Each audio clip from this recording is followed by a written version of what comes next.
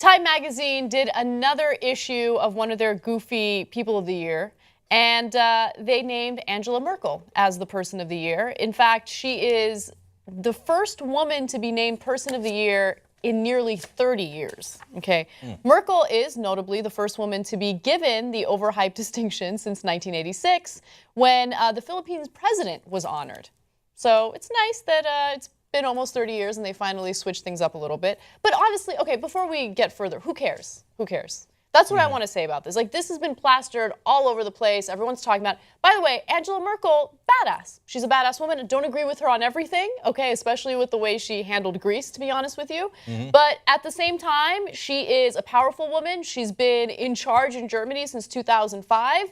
She is incredible. However, these magazines and they're like People of the Year and oh my God, look, it's goofy. It annoys the hell out of me. Okay, Time magazine is irrelevant at this point. So it's funny because they come from a different world, right? In the old world, there was like a big deal, like who is Time going to name as Person of the Year? I can't wait to hit the newsstands and pick that edition up as soon as it gets there.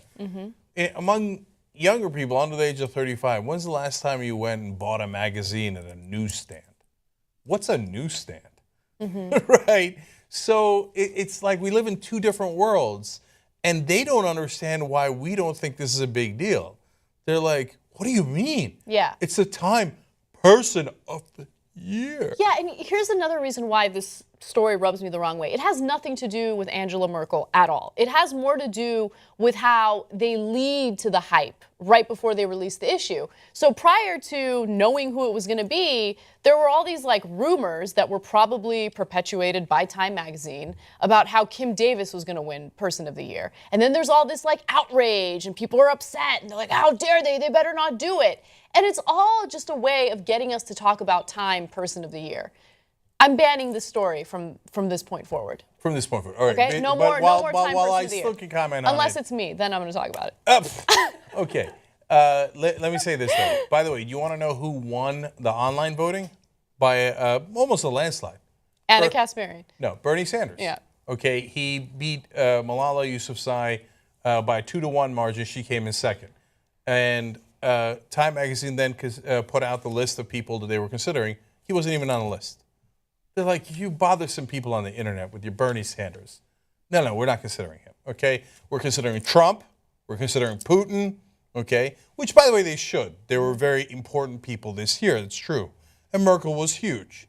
Her decisions in regards to Greece were enormously relevant. So it's not a bad choice. It's perfectly fine. I'm with Anna with the stop with the melodrama and the soap opera of who's it gonna be, right? Yeah. And it's always tricky. It's never the guy that they said it was going to be. Like, Yeah. here's our options. Psych, it wasn't one of them. Like, okay, I know.